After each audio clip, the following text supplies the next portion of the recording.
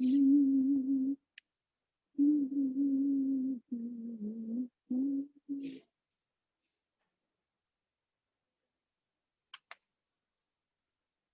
Morning. कर दी start.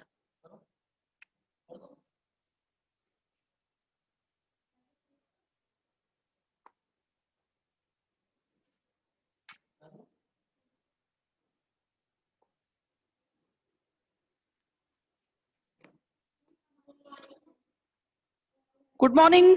आवाज आ रही है? Oh, good morning teacher. Good morning नगमा।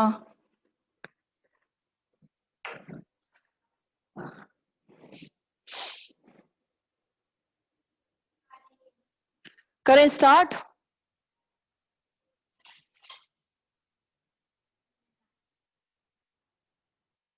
Madam, madam.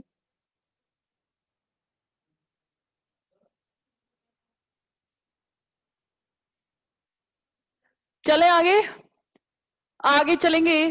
कारनोट साइकिल में वर्क डन निकालना है अब हमें। कल के प्रोसेस के बाद वो तो एक एक्स्ट्रा चीज मैंने आप लोगों को बताई थी कि कैसे वर्क करेगा। अब मेरा मेन काम होगा कि मैं इसका चारों प्रोसेस का पीवी वक्र बनाऊं। यहां वॉल्यूम और इस वाई एक्सिस पर प्रेशर को डिनोट करेंगे। तो मेरा मेन काम है कि पहले कौन सा, फर्स्ट प्रोसेस आइसोथर्मल एक्सपेंशन। छोटा लिखने की वजह से ऐसे कर रही हूं मैं, समतापी प्रसार। सेकंड कौन सा था, रुद्धोष्म प्रसार। ध्यान रखना ये साइकिल कैसे भी बना लो कोई फर्क नहीं पड़ता, साइकिल होना चाहिए। साइकिल कैसे, चाहे ऐसे हो ऐसे हो ऐसे हो कोई फर्क नहीं पड़ता, चाहे ऐसे हो ऐसे हो ऐसे हो तब भी कोई फर्क नहीं पड़ता, ऐसे हो तो भी कोई फर्क नहीं पड़ता। मेन मेरा काम क्या है, जहां से चले हैं वहां वापस लौट कर आना अनिवार्य रहेगा। इसे कहते हैं साइक्लिक प्रोसेस। देखना इसके बाद क्या है, ये क्या है, ये रुद्धोष्म प्रसार है। थर्ड प्रोसेस क्या थी मेरी, थर्ड प्रोसेस क्या थी मेरी, थर्ड प्रोसेस क्या थी, समतापी संपीड़न। और मेरी फोर्थ प्रोसेस क्या थी, फोर्थ प्रोसेस थी रुद्धोष्म संपीड़न। ये डायग्राम बनाना आना चाहिए, बाकी तो कुछ नहीं है। ये मैंने थोड़ा छोटा बनाया, चाहती तो मैं बड़ा बना लेती, कोई दिक्कत नहीं है। अब देखना ये मेरी जो ये वाली लाइन है, मैं नाम दे दूं इन्हें, ए बी सी डी और वापस ए। साइकिल बन गया। यानी कि यहां से स्टार्ट हुआ, ऐसे जाएगा, फिर एरो का चिन्ह कैसे आएगा, ऐसे, फिर कैसे आएगा ऐसे, और फिर कैसे आएगा लास्ट में, ये बना दिया मैंने एरो। यही चलेंगे। अब देखना मैंने क्या बोला आप लोगों को, ये आइसोथर्मल प्रोसेस है। इट मींस मेरे कहने का मतलब क्या होगा, यहां पे मैं मान रही हूं ये स्रोत है जिसका टेम्परेचर मैंने T2 रखा है। ए बी लाइन को मैंने यहां माना है T2, यानी कि इसको माना है मैंने सोर्स। और ये सी डी प्रोसेस है, इसको माना है मैंने, इसका टेम्परेचर माना है T1, और ये है सिंक। ध्यान रखना ये ए बी, मैंने ये डायग्राम बनाया था ना कल, ये डायग्राम बनाया था ना, ये देखो ये डायग्राम क्या था, यहां पे सोर्स, ये क्या था बच्चे, इंजन, और यहां क्या था, सिंक। यही तो था, ध्यान से समझते चलना। ये मैंने क्या लिया है, सोर्स लिया है, ये मैंने क्या लिया है, सिंक लिया है। इसके बीच में कहीं इंजन काम कर रहा है मेरा, ये टोटल इंजन मेरा इस तरीके से वर्क करेगा। एक चीज ध्यान रखना, एक चीज ध्यान रखना कि मुझे इंजन की दक्षता निकालनी है। मेरा मेन काम है कि मुझे इफिशियंसी पता चल जाए कि कारनोट जो कह रहे थे क्या वो सही था या ऐसे तुक्कों में उन्होंने बात की थी। तो सबसे पहले मेरा काम रहेगा कि मैं इनमें सब में क्या निकालूं, वर्क डन निकालूं। तो मैंने माना इस ए बी प्रोसेस में स्टेप फर्स्ट देखते चलना, एक ही बोर्ड पर समझाने का प्रयास करूंगी क्योंकि मिटाने के बाद समझ में नहीं आएंगी चीजें। स्टेप फर्स्ट ध्यान होगा, आपको ध्यान होगा मैंने कहा था इसकी हीट Q2 है और मैंने कहा था इसकी हीट Q1 है। ध्यान रखना मैंने 2, आपकी मर्जी है जो नाम देना चाहे वो दें, ये नाम पर कोई नहीं जाएगा कि मैडम आप इसको T1 दे दो, इसको T2 दे दो, जैसे आपके मन हो वैसे कर लो। मैंने बुक के हिसाब से इसलिए करा दिया है कि कल को आप बुक खोल के देखो तो कुछ बच्चों के दिमाग में ये रहता है मैडम बुक के हिसाब से कराया नहीं आपने, आपने अपनी मर्जी से करा दिया, तो जैसा चाहो वैसा रख लो। इसका टेम्परेचर T1 रख लो तो इसका T2 रखना पड़ेगा, इसकी हीट अगर Q1 रखोगे तो इसकी Q2 रखनी पड़ेगी। तो देखना मेरा मेन काम क्या है, मैंने आपसे इसलिए बोला था थर्मोडायनेमिक्स का फर्स्ट लॉ आना बहुत जरूरी है, यहां सब जगह काम आएगा। फर्स्ट प्रोसेस क्या है मेरी, आइसोथर्मल एक्सपेंशन। ऐसे पेपर में डालोगे कि आइसोथर्मल एक्सपेंशन, मैं गारंटी से कह रही हूं कि मैंने अगर एक बता दिया तो आप बाकी के तीनों निकाल लोगे आराम से, कोई दिक्कत नहीं आएगी। देखना आइसोथर्मल एक्सपेंशन में अगर हम बात करें तो आपको अच्छे से पता होगा ये वाली चीज, आप ध्यान रखो कि मैंने आपको समतापी प्रक्रम जब बताए थे तब मैंने वहां पे आपसे कहा था बहुत साफ साफ तरीके से कि dt 0 रहेगा, और एक और चीज 0 बताई थी मैंने, क्या मैडम, इंटरनल एनर्जी भी आपने 0 बताई थी। और आप देखोगे कि इस पूरे चक्र में इंटरनल एनर्जी 0 रहती है, ध्यान है ना, ये पूरा साइक्लिक प्रोसेस है। आपको ध्यान होगा मैंने बताया था कि किसी भी साइक्लिक प्रोसेस के अंदर डीई बराबर 0 रहता है। नोट्स देखे हो या मेरी पहली क्लास किसी ने नोट की हो तो याद होगा जब मैंने कहा था आपसे कि इंटरनल एनर्जी साइक्लिक प्रोसेस में हमेशा शून्य रहेगी, उसका कारण रहेगा ये पॉजिटिव तो ये नेगेटिव, ये पॉजिटिव तो ये नेगेटिव, ये नेगेटिव तो ये पॉजिटिव, ये नेगेटिव तो ये पॉजिटिव, यानी कि 2 पॉजिटिव 2 नेगेटिव अपने आप आपस में कैंसिल हो जाएंगे, और कैंसिल होंगे तो पूरी चीज इंटरनल एनर्जी 0 आएगी। देखते हैं पूरा एकदम अच्छे से समझ के देखेंगे कि क्या डीई 0 है, क्या डीई 0 है। पहले प्रोसेस में डीई बराबर 0 रहेगा। जरा ध्यान करो, ध्यान करो, ऊष्मा गतिकी का प्रथम नियम, ऊष्मा गतिकी के प्रथम नियम से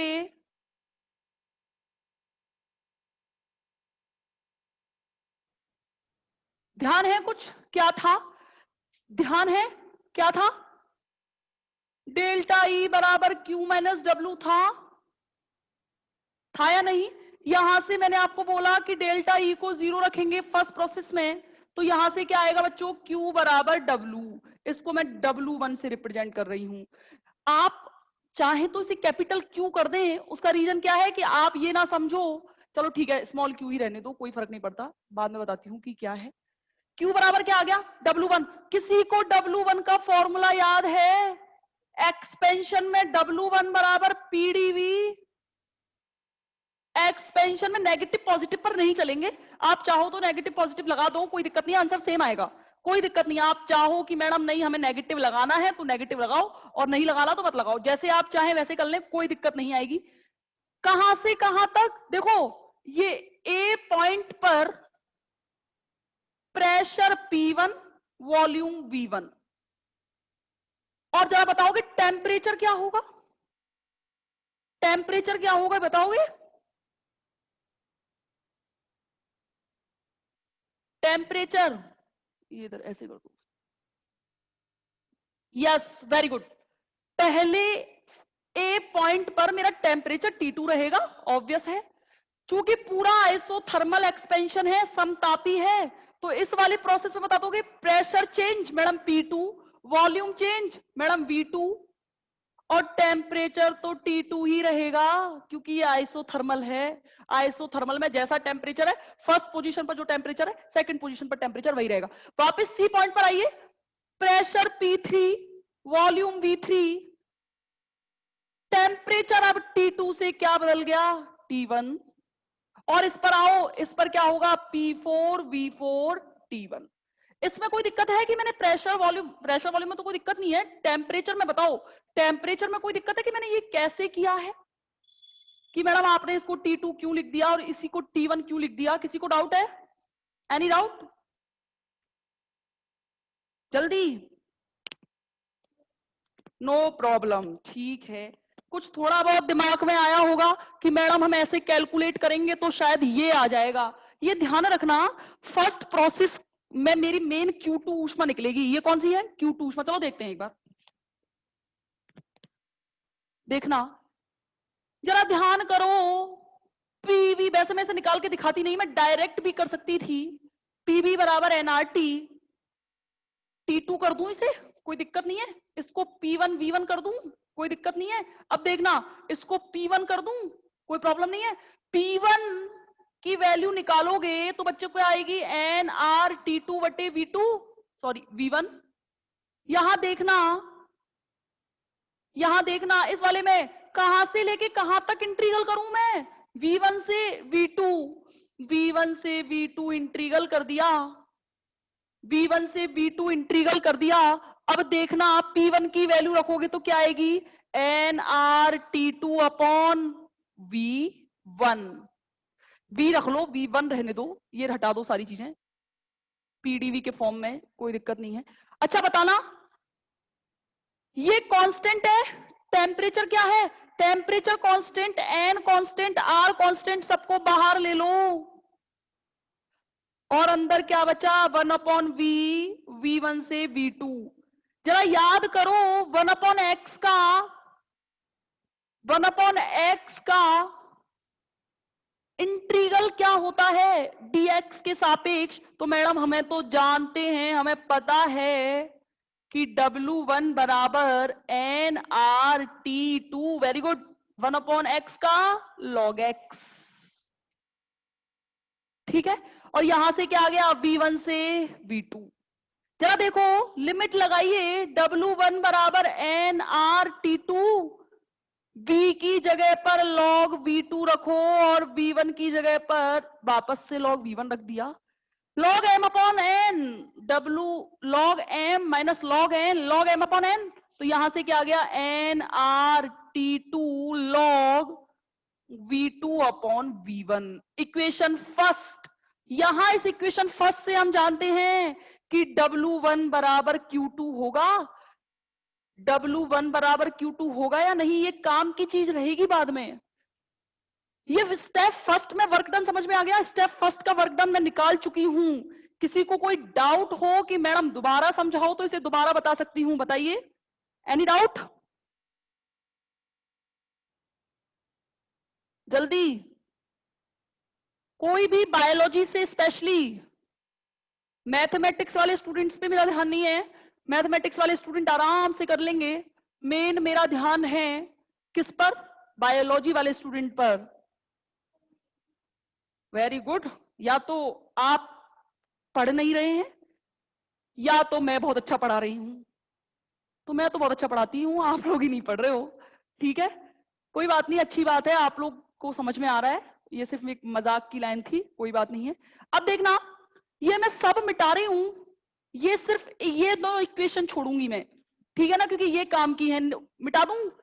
किसी को नोट करना हो तो नोट कर लीजिए, क्योंकि हो सकता है नोट्स में कुछ गड़बड़ हो या फिर कुछ गलत लिखा हुआ हो, तो एक बार चेक कर लेना। खुद से भी कर सकते हो, कोई दिक्कत नहीं है, सिंपल है ये। ओहो, थैंक यू। अच्छा, स्टेप सेकंड में बात करेंगे। स्टेप सेकंड में बताना क्या होगा? क्या होगा? Adiabatic expansion.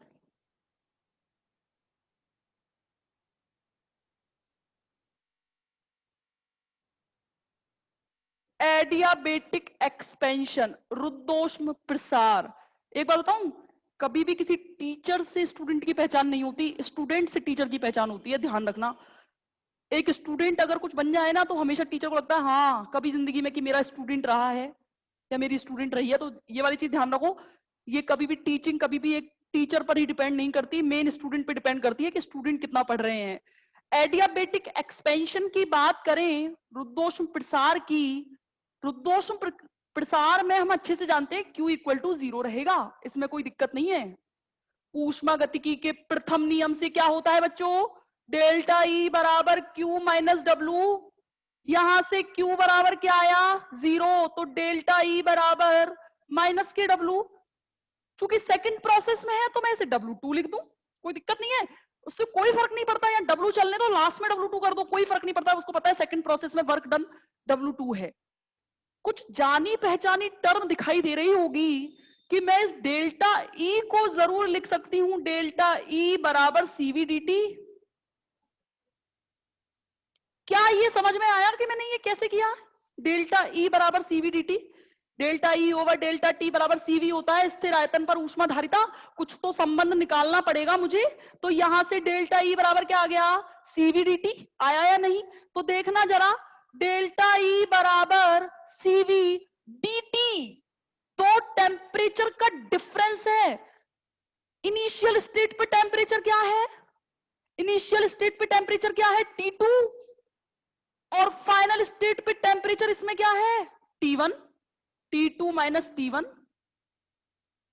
तो क्या ये यहां से इस इक्वेशन से देखना, डेल्टा ई बराबर माइनस के डब्ल्यू नहीं आ गया, तो क्या मैं ऐसे माइनस के W2 बराबर CV T2 माइनस T1 नहीं लिख सकती? बिल्कुल लिख सकती हूं, कोई दिक्कत नहीं है। इस माइनस को इधर ले जाओ तो W2 बराबर क्या आया बच्चों? W2 बराबर CV T1 minus T2। Equation second. Second process में वर्क डन आ गया, आया या नहीं? सेकंड प्रोसेस का वर्क डन बताइए, कोई डाउट है?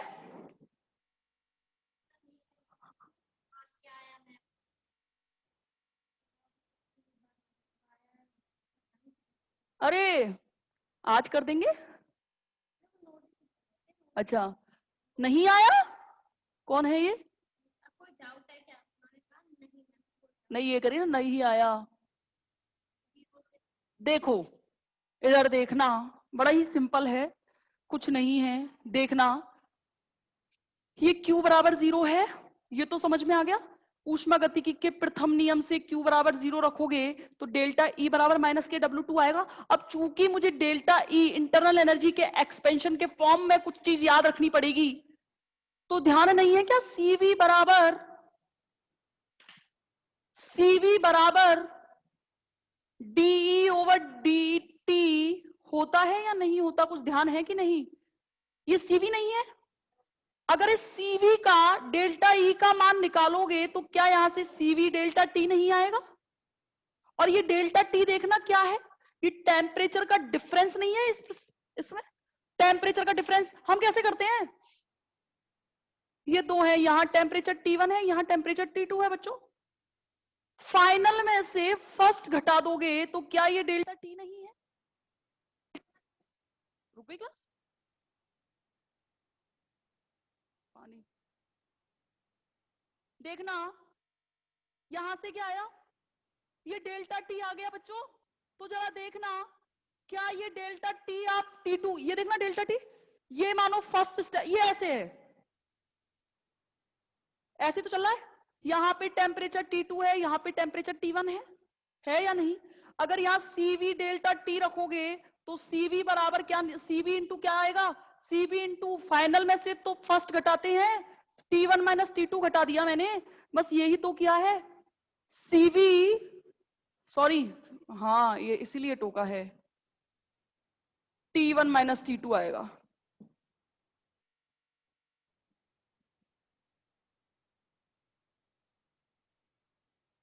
T1 माइनस T2 आएगा, ध्यान रखो।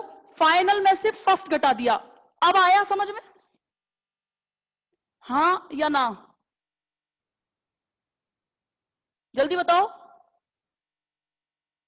नगमा, नगमा बताओ। हाँ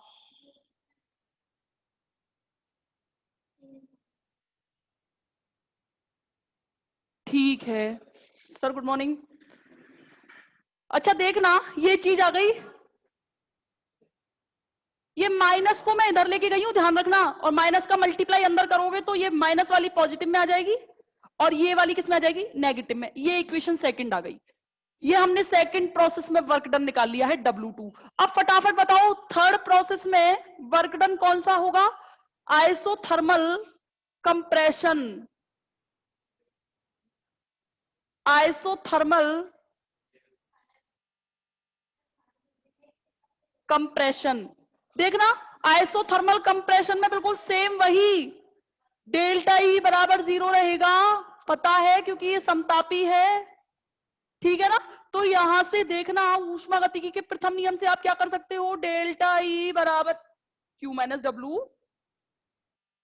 ये यहां से बिल्कुल सेम इधर आ गया, तो ये क्या आ गया, W बराबर Q आया कि नहीं आया। इस बार ये Q1 है, ध्यान रखना, Q2 ये है और Q1 ये है, तो देखना W बराबर Q1 आ गया। वही सेम कैसे, अब मैं डायरेक्ट लिख दूं W बराबर NR, इस बार T1 अपॉन V dV, कहां से कहां तक, V3 से V4 तक,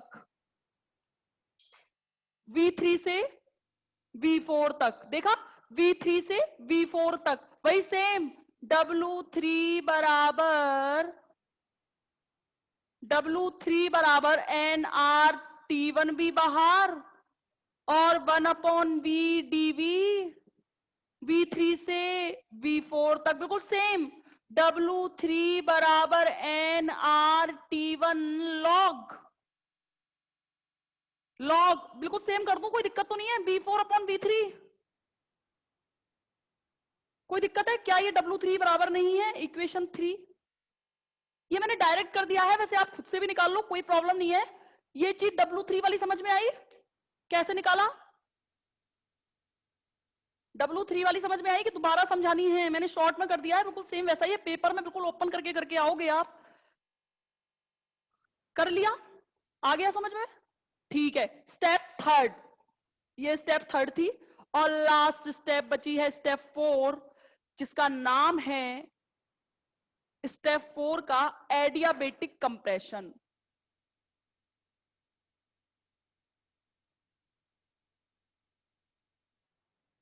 ठीक है, बिल्कुल सेम, Q बराबर 0, डेल्टा E बराबर Q minus W, delta E बराबर माइनस के W2, बस यहां पे बदलेगा क्या, यहां पे इनिशियल क्या है, फाइनल क्या है T2, और इनिशियल टेम्परेचर क्या है T1। रिकनेक्ट करके वापस, पानी के लिए कोई नहीं है यहाँ पे।